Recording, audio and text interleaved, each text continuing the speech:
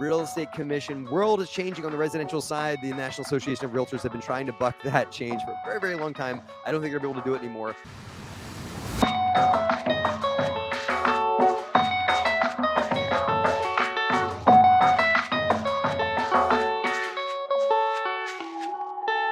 What is happening, DeRosa Insiders? It's Matt Faircloth. Welcome to the Cash Flow Digest. Our company is the DeRosa Group, dedicated to transforming lives through real estate. We make things better, whether that's a rental property, whether that's someone who invests with us, whether that's someone who works with us because they're working with a company that's dedicated to transforming lives through real estate.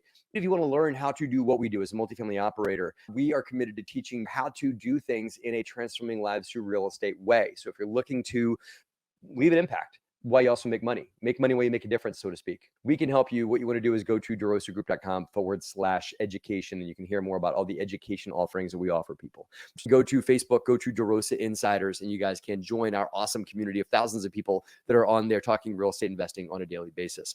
Today, guys, I want to hop into something that's an interesting thing that's changing in the real estate world. And some folks viewed this to be static thing, and it's never going to change because it's always been the way that we've done it. And that is the world of real estate commissions. And real estate commissions are changing very quickly. It's just becoming more of an open world thanks to organizations like everything from EXP Realty, Redfin, or organizations that allow you to for sale by owner, list by yourself.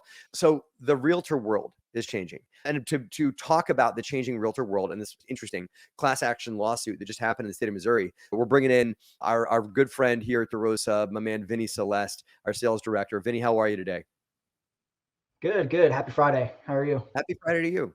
So what's interesting, Vinny, is that this class action lawsuit, they didn't really settle it. They had a judgment come down in Missouri. It is absolutely 10x going to appeal. They're going to keep that going because you're talking about the NAR, the National Association of Realtors, which is arguably the largest lobby in the country. And there's a reason why they're large. It's because there's a lot of money involved in transacting real estate, right? And the National Association of Realtors is an organization that is there to protect and defend residential housing, meaning places where people live. This conversation about real estate commissions did not affect the commercial world because if I go and buy a commercial property, an apartment building, I'm not dealing with a realtor, right? I'm dealing with a real estate broker. There's a difference between a realtor and a real estate broker. I think this actually goes to a kind of a side conversation, which is jurisdiction and laws changed in depending on where you're investing and where you're looking to buy property. Because actually in North Carolina, there isn't a distinction between brokers and realtors. Actually, it's important to know that when you're working with someone, just like any industry, there are good real estate brokers and realtors, and there are maybe people who are less helpful. Right? So you definitely want to spend some time to get to know someone. By the way, a realtor, all that means is that you're a member of the National Association of Realtors and you paid your dues. Identify myself as a realtor. It's a different conversation than saying I'm a real estate broker. What really all this goes back to is organizations somewhat price fixing on real estate commissions. When you go and sell real estate on behalf of another person, you're doing it through the benefit of a real estate license, right? Because I can certainly sell my own home. I can put a sign out for my own home and say, I'm selling my house. Now, if Vinny put a sign in front of my house and said, I'm selling Matt's house, the law says that Vinny has to either have ownership interest in my house or he has to have a real estate license to transact real estate on behalf of another person because he can negotiate to get a fee for doing that. It's a free economy, right? And that fee is typically called a commission and it's based on the purchase price of my house. If it's selling my house for $500,000, then he can charge 8% of that sell price. And the view is that from a selling perspective, the more money he gets from my house, the more money he makes. So it's a win-win type of thing, right? But Vinny, talk me through the commission conversation because you are a licensed agent, right? Okay. And so you've dealt in the commission world a lot more than I have. So tell me your thoughts on this article and on just the changing world about real estate commissions. Yeah, I think it's part of a larger conversation discourse that we're seeing around the sentiment of the requirement to work with the realtor, right? Or a broker, depending where you're at. And the conversation goes back to what is the value that broker is providing? And so the way the commissions work, for those who aren't familiar, when you go to sell someone's asset, piece of real estate, what you'll put in place is a listing agreement. Listing agreement is where you'll negotiate the commission. And so a lot of people will say that, oh, the seller pays buyer agent commission. But just like anything else, nothing comes free. And really what's happening is you're raising the price of the real estate to compensate the agent. So Matt, in regards to this class action lawsuit, and folks, I think really what people are upset about is that it's not always clear that you're in a negotiation, right? When you start a baseball game, a football game, basketball game, a ref blows a whistle and you know that you're playing. And I don't think it's always clear. And it's really important that folks watching know that you have the ability to negotiate these commissions. on your listing agreement. And what you'll find in this article that people are upset about is brokers would use language like the typical commission is 6%, typical commission is 5.5%, XYZ. It's there. Whether that's true or not is besides the point. That the broker should not be telling you that. You are negotiating a free market economy service. The service that they're providing is all the work necessary to market your asset and get you a good sale. And there's absolute value, and they deserve to be paid in doing that. But just know that you are negotiating. And I think what's upsetting people is that the value that the broker's providing is being diminished by technology, but people feel that while the broker's responsibilities are being, lessened and lessened because of technology and all the stuff that you're able to do, no, they're not communicating effectively that we should negotiate together what's a fair price of this listing contract. Yeah, let's face it, Vin, like the last, say, 7-8 years of selling real estate, it's gotten a lot easier than what I can remember back in 2008, 9, 10. When a house would go on the market, it was standard for that house to sit there for 45 to 60 days before you even got an offer. Multiple open houses, sit there and market for a while, right? There's a lot of effort on the broker side. The last 7 to 8 years, real estate's been so hot, partly because of interest rates have been so low, that a realtor got a listing on a house, was guaranteed at least to get an offer in a week or so, and perhaps even to go to multiple offers if the house is in a hot market and if it was appropriately priced, right? So the amount of work that brokers had to make and still make their 4, 5, 6% commission, the work to compensation ratio has gone way, way, way down. The amount of work for the amount of money that a typical real estate agent makes. That's my outside looking in view of this thing. And maybe that's why there's been items like class action lawsuits by people saying, hey, wait a minute. Why should the sell price of my house have anything to do with how much money you make for pretty much putting it online and then, sitting and waiting for an offer, right? And as you said, Vinny, the brokers are taking themselves out of more the risk-based conversations like, should we negotiate? Should we offer up? Should we offer down?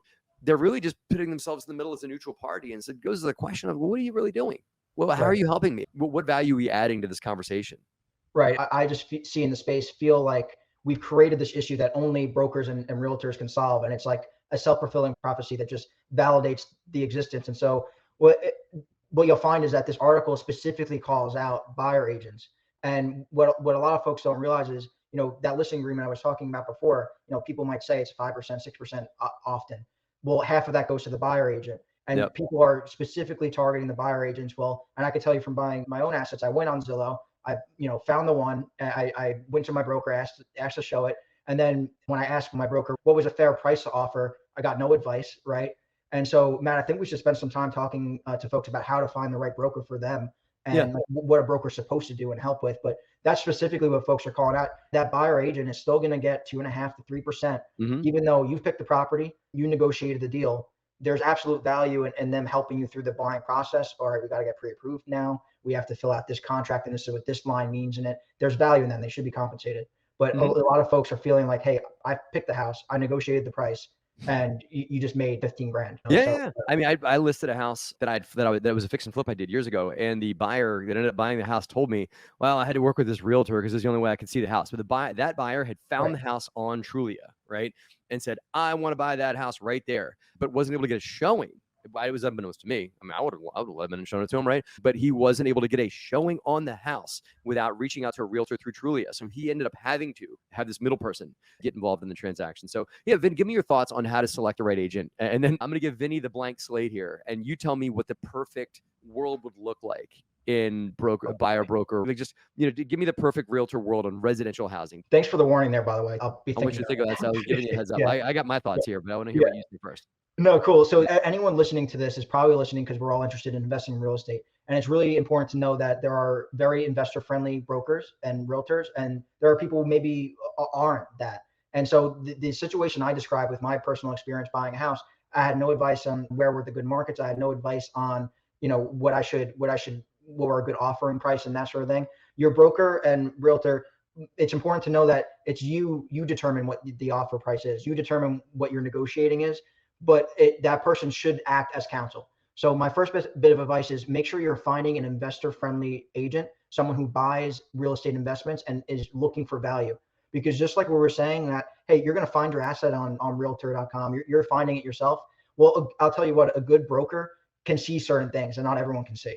So a good broker could go out there and go through the pictures and see, hey, actually, if we knock down this wall, you might have a mom and daughter in-law suite you can build out here. Right? You have an unfinished basement, things like that. And things, we could train ourselves on too. So get an investor-friendly agent, someone who's familiar with that. Your investor-friendly agent will also know more about financing.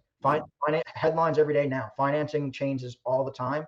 You're as someone who's doing real estate deals all the time and looking at it themselves will be just party to it and will know different financing options that can be, really helpful to you.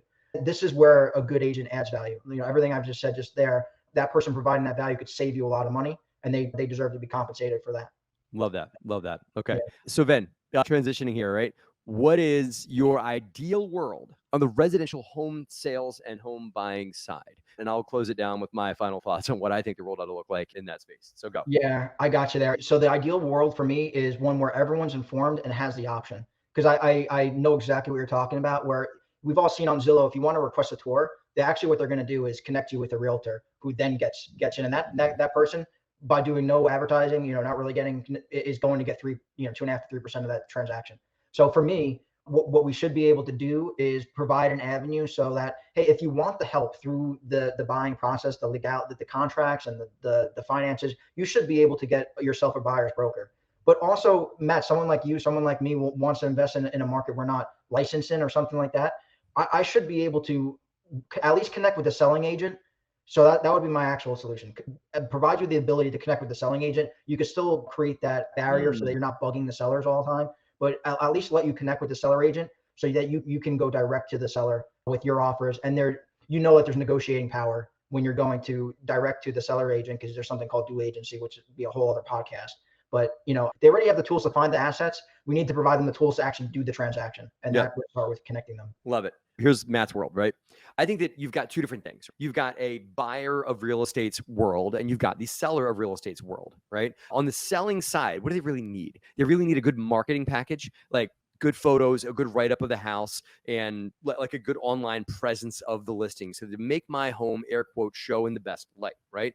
So on the selling side, what they should be giving is good photos, a good write-up. So maybe like some good copywriting, a good photo pack, and access to all the online sites, the MLS, Trulia, Zillow, all that stuff, right? Then the second thing that a seller needs is going back and forth, the contractual stuff. In some states, the legal, and in some states, just a little bit of coaching on the negotiation and just making sure that they get a good closing once they're under contract, right? So if there's repair negotiations, almost like a closing concierge to get you from listing your house to the closing table. So someone that's there to whisper some advice in your ear, that kind of thing. I think both those two things could be a fee-based arrangement. Those two things shouldn't matter on what the price of your house sells for, period. A service fee. Yeah, that is a service fee. On the Right. buying side, that is a bit of a commission, and maybe the buyer should be writing a bit of a check, and that's what some of that lawsuit was about, was the buyer having to write a bit of a check to the buyer's broker, because the buying side is someone that's a little different arrangement. What they're there to do is to convince you, like, you should look at this town. Here's the neighborhoods I like. They're building a Wegmans around there. They're really there for market knowledge. And if I'm moving to Topeka, Kansas, and I need someone to help me find a home in Topeka, Kansas, a good local buyer's rep is going to be my leg in to that community, that market. What do you want? You want a 5-bedroom, 2-bath? How many kids you got? This. Let me help you find something. What do you like to do for fun? Let me go, okay, there's a park over there. Let me get you near that park, that kind of thing. And then that buyer's rep would then help them negotiate on the price of the house, help them through the process. Also, they don't make anything unless that person buys something. So maybe it's worth the buyer writing a check to kind of retain that buyer's rep going in, because what a lot of buyers will do, Vinny, is they'll go and work with 6-7 buyer's reps all at once, and then that's end up like kind of ticking off 5 people, and one person makes a commission, right? Because it's very common for buyers to work with multiple people. I think that the buyer should have to write a small, maybe refundable fee to the buyer's rep to engage them as a committed buyer's representative, and then that buyer's rep probably should get a commission based on the purchase price of the house, a hunter/success fee, right? And maybe it is paid on the set, paid as a percentage of the purchase price of the house. So I would separate these two roles and the job descriptions for the buyer of real estate and the seller of real estate agency. That's what I would do. Yeah. And there are separations now, but of course there is definitely a commingling there. I think that if the industry wants to survive and not get digitized through organizations like Trulia and Zillow, and let the property owners pretty much take the whole enchilada back, as like from this NAR lawsuit, let's leave it here. The real estate industry is due for a overhaul, and organizations like ones that I know you're involved in, like EXP, are the very beginning of the overhaul of the real estate industry. And I think that what I know is going to happen is the real estate brokerage industry is going to change a lot in the next couple of years, thanks to this lawsuit, thanks to organizations like Trulia, Zillow, and dare I say EXP as well. They're going to be changing this industry quite a bit over the next couple of years. Vin, I'm gonna let you jump. Love to hear what you guys have to say as in our community on what you guys think on the changing world about real estate commissions. Thanks, Matt. Thanks for having me on. Great conversation today. Here's my recap on the whole thing, okay? The real estate brokerage, real estate commission world is changing on the residential side. The National Association of Realtors have been trying to buck that change for a very, very long time. I don't think they're going to be able to do it anymore. The NAR is not going away. The realtor connotation, realtor stamp is certainly not going to go away. I just think it's going to change, right? And it's about time. I think that that's an exciting conversation. So love to hear what you guys think about that. Guys, that's what we got for the Cash Flow Digest today. Thank you for watching. Thank you for listening. If you guys are listening to this program on Spotify, please take a minute right now and give it a positive review. Thank you guys. And if you guys are watching live on this channel, have a phenomenal weekend. See you guys next week.